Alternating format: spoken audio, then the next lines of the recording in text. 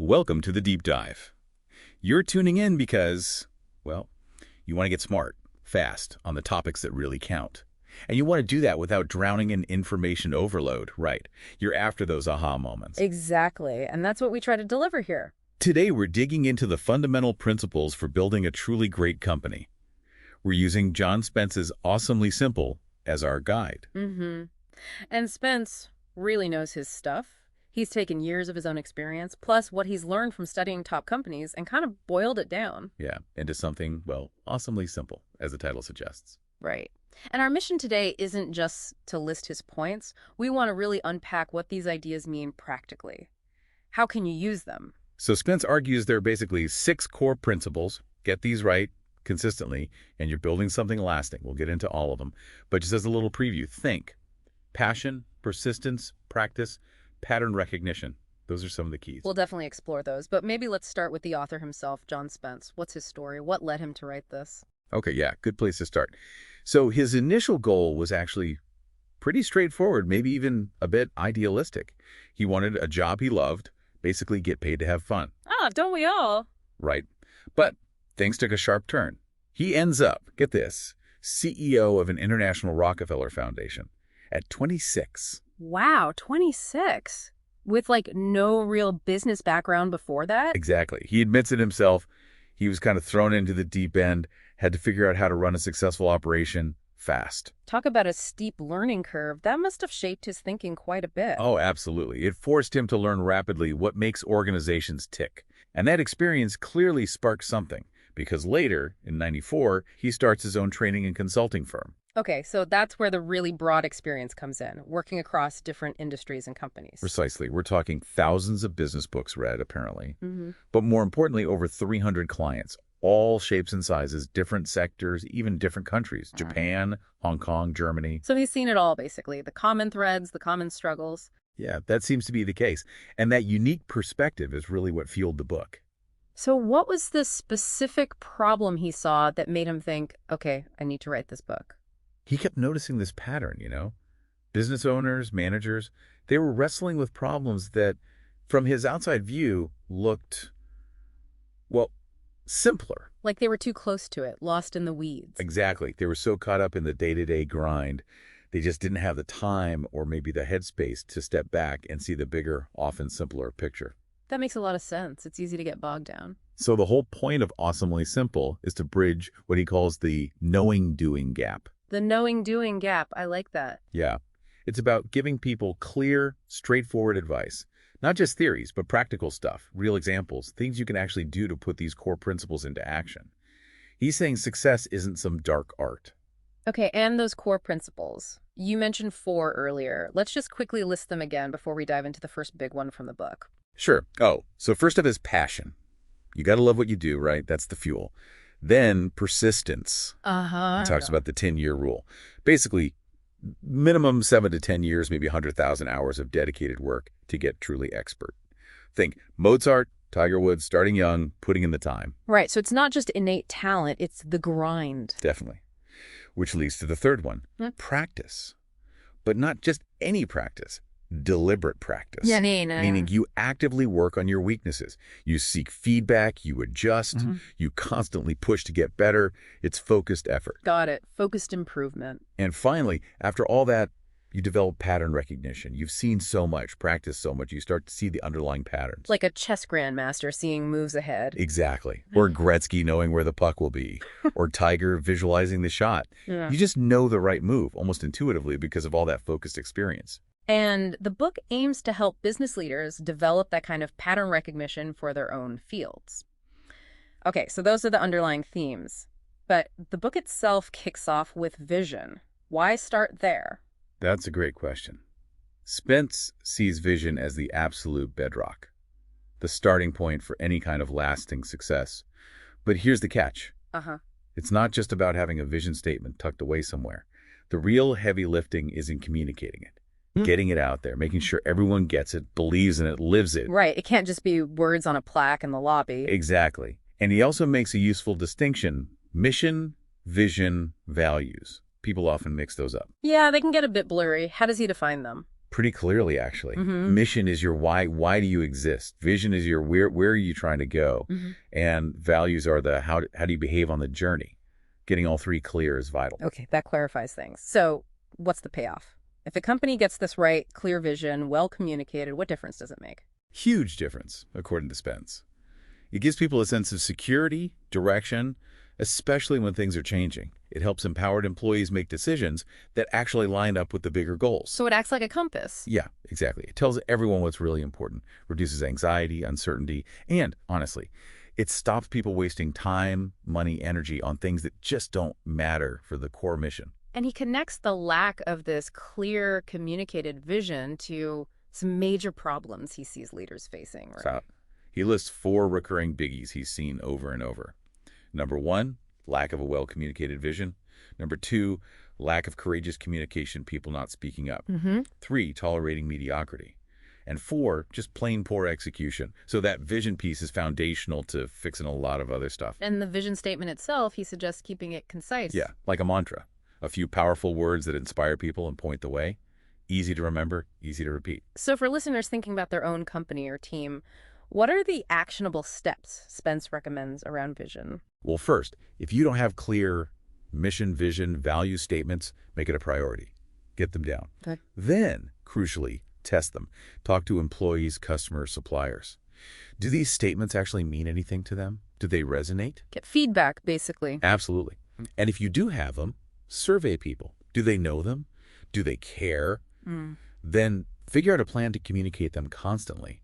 And maybe even measure how well that communication is working. He also links it to rewards and recognition, doesn't he? Making it tangible. Yeah, definitely. Create ways to formally recognize people who live the values, who push the mission forward. Could be praise, bonuses, maybe even donations in their name.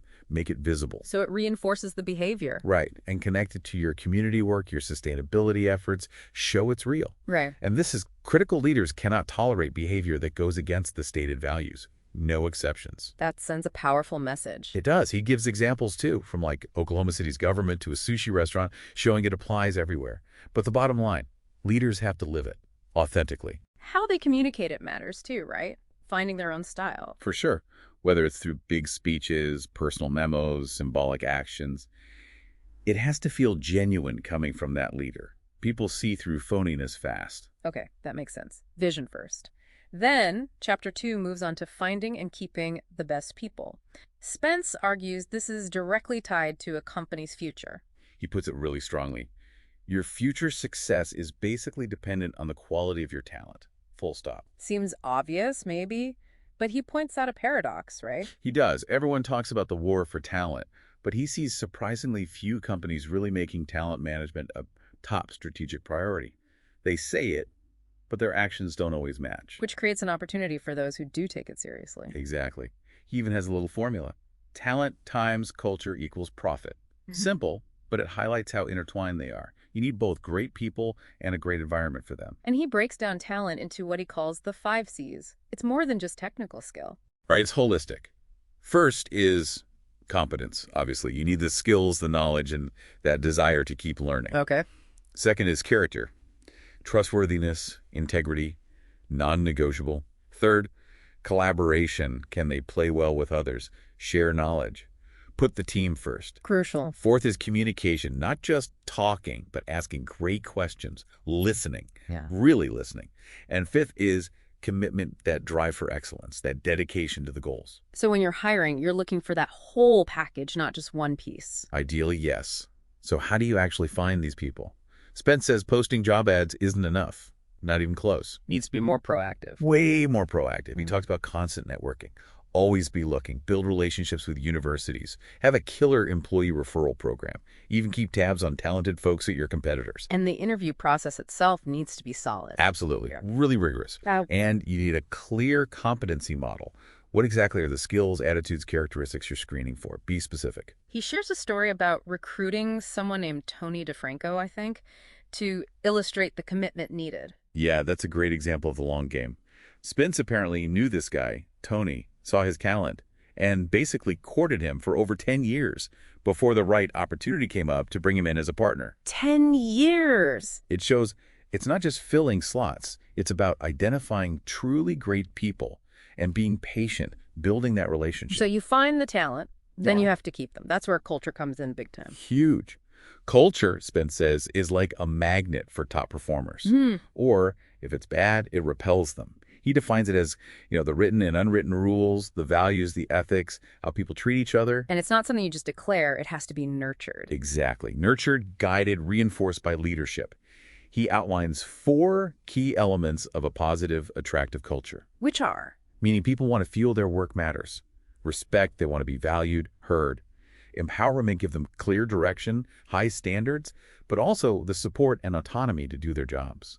Let them run with it, within bounds. Right. And finally, transparency, open, honest communication. He contrasts this with a story about a company with a really toxic culture, where people felt management didn't care, and unsurprisingly, motivation and retention were terrible. Makes sense. And talented people have high expectations of their leaders too, don't they? Beyond just the overall culture. They absolutely do. Spence lists 5 things top talent demands from the people they report to. Okay, let's hear them. 1, credibility. Leaders need to be honest, competent, accountable, visionary, passionate. 2, respect. Treat people fairly, listen to them. 3, approachability. Be genuine, accessible, a good listener. So be human. Basically. 4, authenticity. Be self-aware, admit mistakes, walk the talk. And 5, high professionalism. Take things seriously, act ethically, be transparent, loyal, focused on service, even model work-life balance. That's a high bar, but probably necessary to keep the best people engaged. Seems like it. So for listeners wanting to improve their talent game, what are the actionable steps? Where do they start?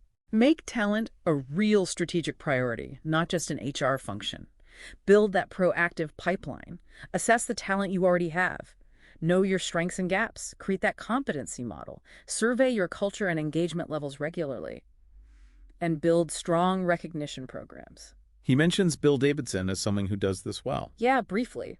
Highlights his focus on constant networking and building relationships long before there's an open rec. It's continuous. Okay, moving on to principle number 3, courageous communication. Spence calls the lack of it the #1 cause of business problems. That's bold. It is bold, but he really doubles down on it. He sees communication failures everywhere, between departments, between managers and employees, up and down the chain. And there's often a disconnect in perception, right? Leaders think they're communicating well, employees, maybe not so much. Exactly. That gap is huge. Leaders often rate their communication way higher than their teams do.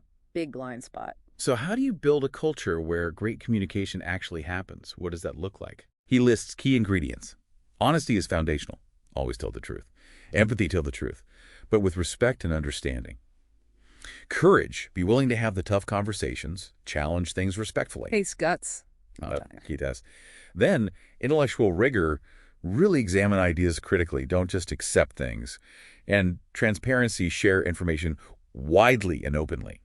He gives an example of a CEO tackling unhappiness about a new pay plan head-on.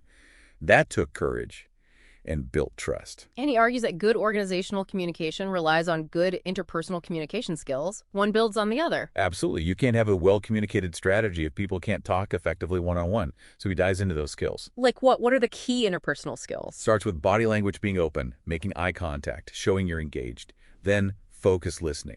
Really clearing your head, concentrating, maybe even repeating back to confirm you understood. Active listening. Totally.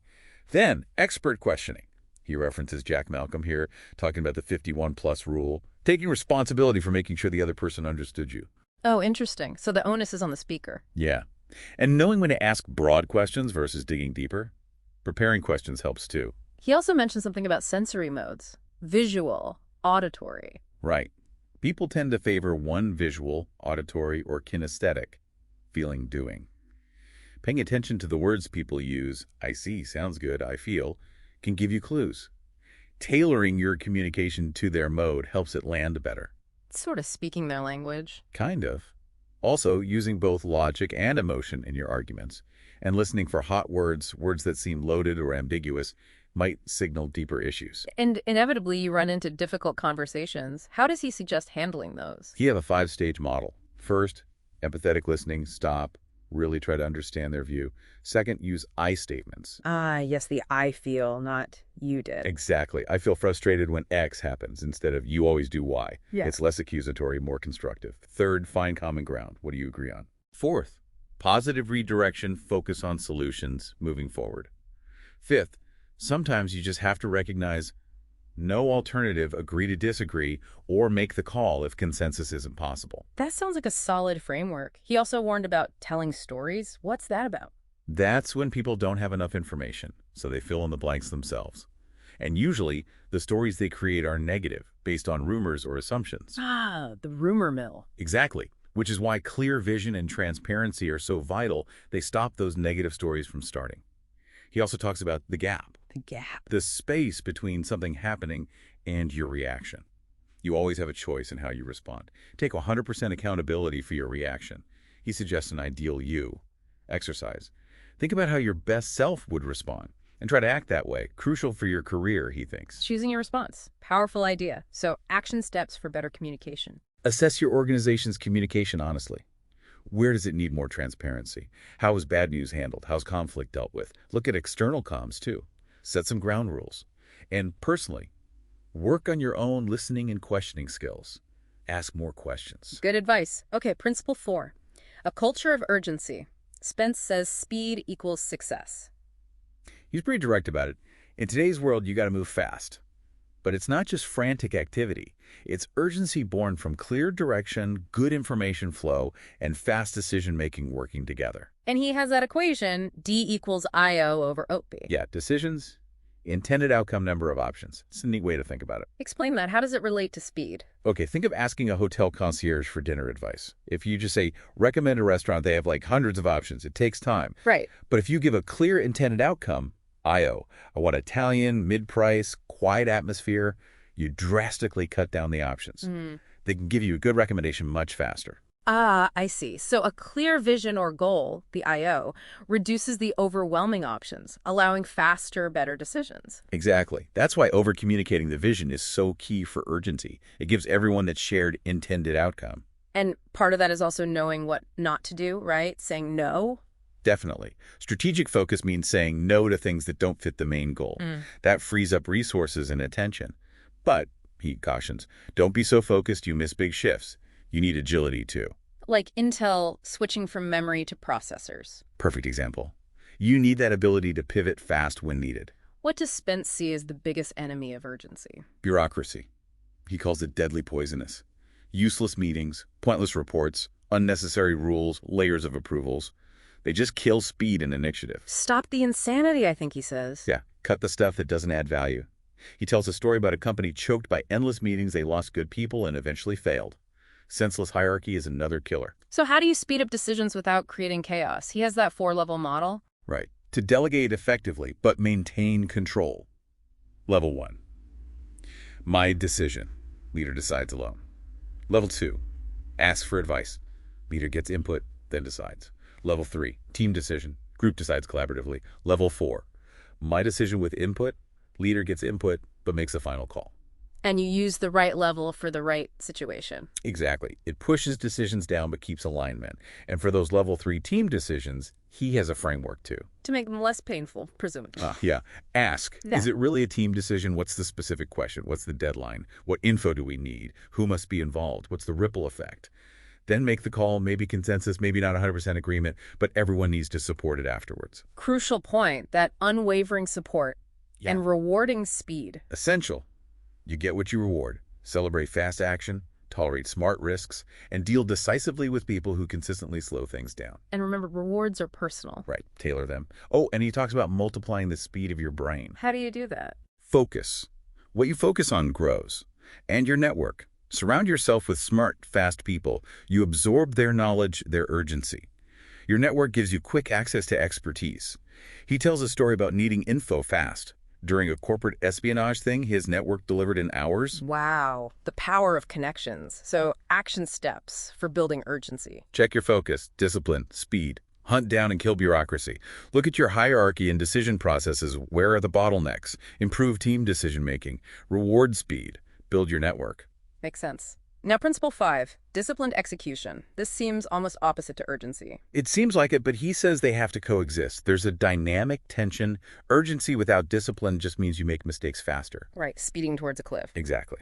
Disciplined execution is about wanting to move fast and get it done right. It needs that drive, but also respect for process, systems, quality. And he has 9 steps for this, again, emphasizing they need adaptation. Yeah, not a rigid formula.